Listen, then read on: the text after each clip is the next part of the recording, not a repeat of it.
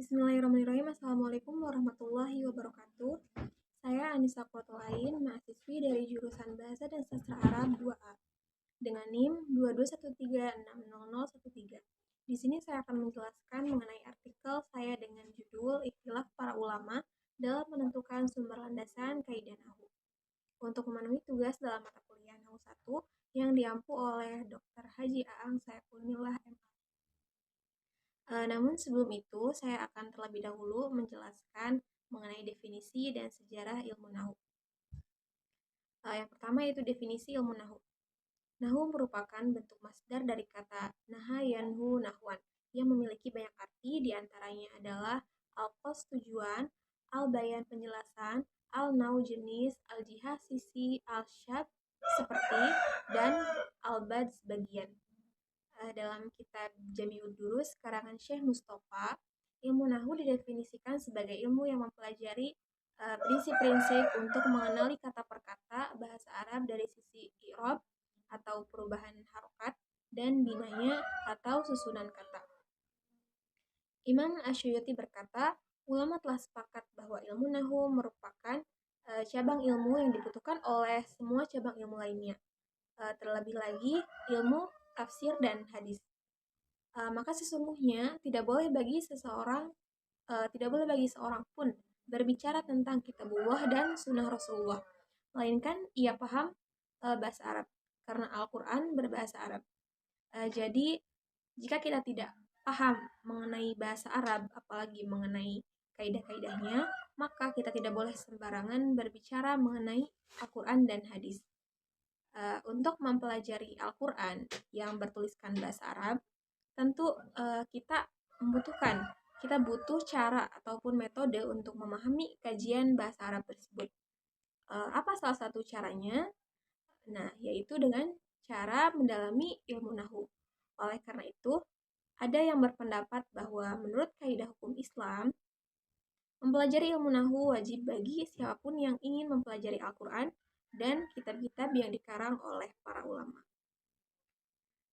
Selanjutnya yaitu sejarah ilmu nahwu. Sejarah ilmu nahwu memiliki beragam versi, memiliki berbagai macam pandangan gitu. Dalam sebuah riwayat dikatakan bahwa dikisahkan pada suatu malam yang penuh bintang, Abu Aswad Ad-Du'ali keluar rumah untuk menikmati indahnya malam bersama putrinya. Sang putri pun berkata, "Ma ahsanus sama'i." Nunnya di domah dan hamzahnya di kasroh, yang menjadikannya berarti apa yang paling indah di langit. Sang ayah pun spontan menjawab, "Nujumuha." Yang paling indah di langit adalah bintangnya. Lalu sang putri menimpali, "Saya tidak sedang bertanya ayah, tapi saya sedang mengutarakan kekaguman." Mendengar ucapan putrinya tersebut, Abu Aswad Ad-Du'ali menjelaskan, "Kalau begitu, yang kau ucapkan itu keliru. Ucapan yang benar adalah ma ahsanas sama'a." Nun dan hamzahnya di fathah, yang menjadikannya berarti betapa indahnya langit.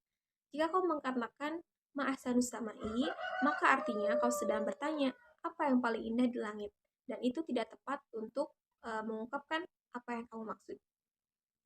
Dimulai saat itulah Abu Aswad Ad-Du'ali menyusun ilmu nahwu, dan yang pertama disusun adalah tentang ta'ajub.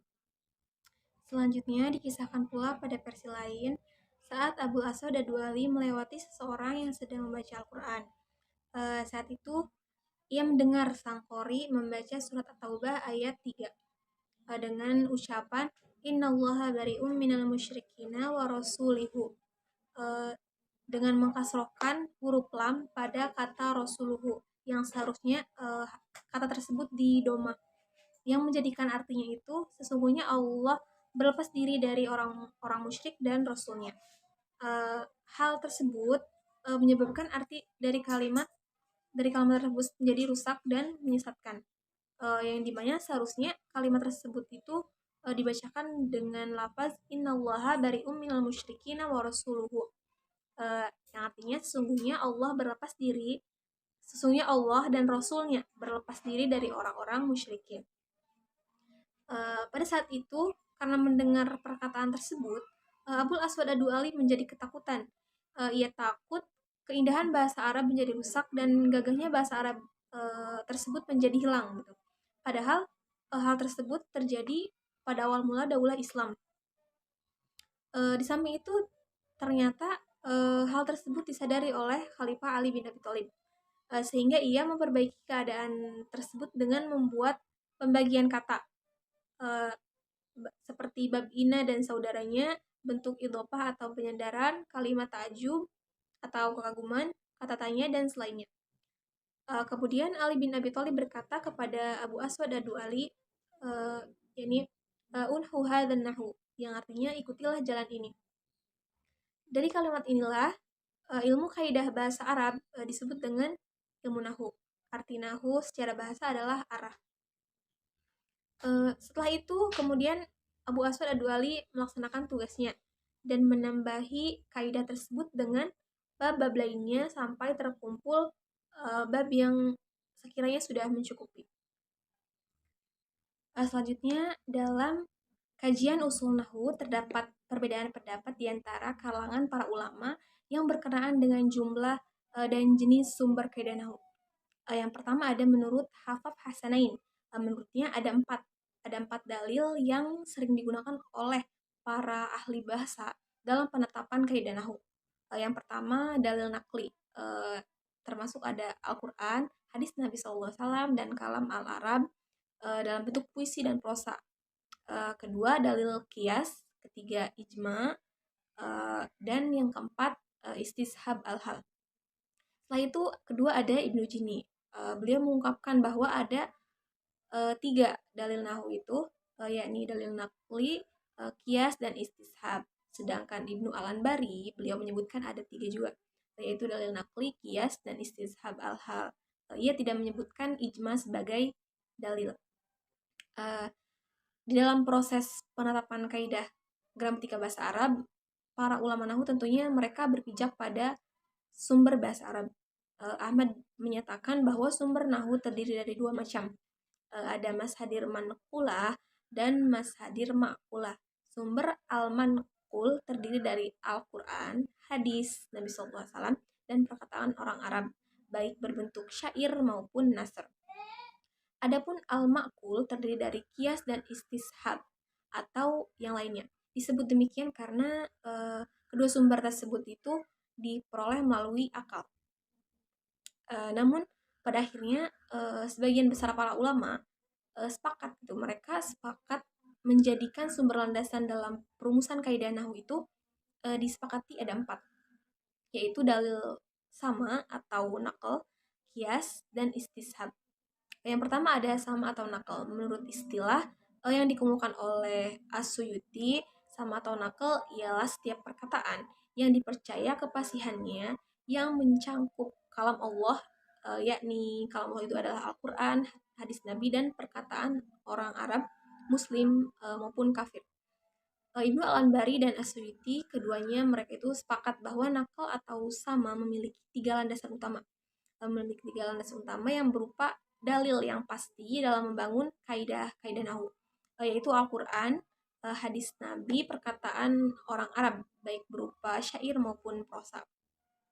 Baiklah, yang pertama yaitu ada Al-Quran. Al-Quran itu merupakan sumber pertama dan utama dalam penetapan kaidah nahwu. Di antara para ulama, mereka itu tidak mempunyai ikhtilaf terhadap hujah Al-Quran.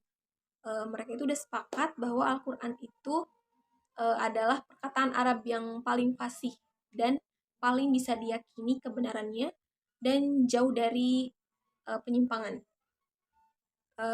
Baiklah, yang kedua itu ada hadis.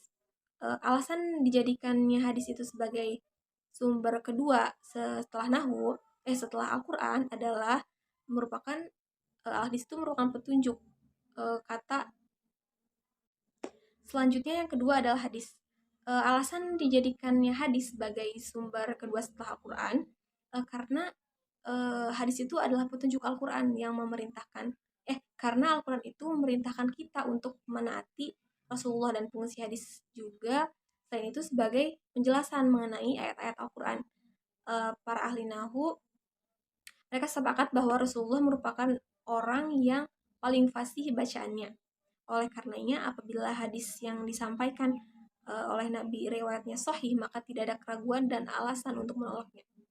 Akan tetapi, beberapa ahli nahu mereka tidak menjadikan hadis. Mereka tidak menjadikan hadis sebagai sumber nahu yang langsung diambil hukumnya, yang langsung diambil kesimpulannya, tetapi mereka itu menjadikan hadis hanya dijadikan sebagai penguat terhadap bukti yang ditujukan oleh Al-Quran atau perkataan orang Arab. Yang ketiga yaitu adalah perkataan orang Arab.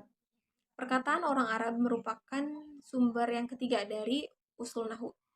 Maksud dari perkataan orang Arab itu ialah perkataan orang Arab berupa syair ataupun prosa yang sebelum datangnya Islam maupun setelah hingga sebelum terjadinya kerusakan bahasa yang disebabkan oleh adanya al-muwallad dan tersebarnya lahan dalam bahasa Arab. Lahan itu adalah kesalahan dalam membaca.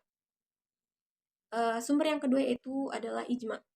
As-Suyuti menyatakan bahwa yang dimaksud dengan ijma adalah kesepakatan aliran Basrah dan aliran Kufah. Aliran Basrah dan aliran Kufah itu menjadikan metode ijma sebagai salah satu landasan yang mutabaroh dalam perumusan kaidah-kaidah nahwu. Apa sih mutabaroh itu? Mutabaroh itu adalah torikoh yang mempunyai sanad yang dimana dia itu tidak terputus atau bersambung kepada Rasulullah SAW. Imam Sibawahi menambahkan bahwasannya ijma itu ada karena adanya perbedaan pendapat atau argumen dari kedua aliran tersebut, yakni aliran Basrah dan Kufah. Yang ketiga yaitu kias. Kias adalah salah satu argumen atau dalil yang sangat penting dalam perumusan kaidah-kaidah nahwu. Kias merupakan dalil terbanyak yang dipakai oleh para ulama nahwu dalam istinbat kaidah serta untuk memecahkan masalah-masalah kebahasaan yang muncul. Istinbat itu ialah tata cara atau metode dalam menggali dalil-dalil wahyu, yang dimana dalil wahyu itu adalah Al-Quran dan As-Sunnah. Yang terakhir itu ada istishab. Al-Anbari mengatakan bahwasannya al-istishab ialah metode pengambilan argumen nahwu atau dalil nahwu yang diakui, namun merupakan dalil yang terlemah gitu. Walaupun istishab itu dianggap lemah, namun Asyuti memandang bahwa banyak sekali permasalahan seputar nahwu itu yang mana para ahli nahwu memakai metode istishab ini.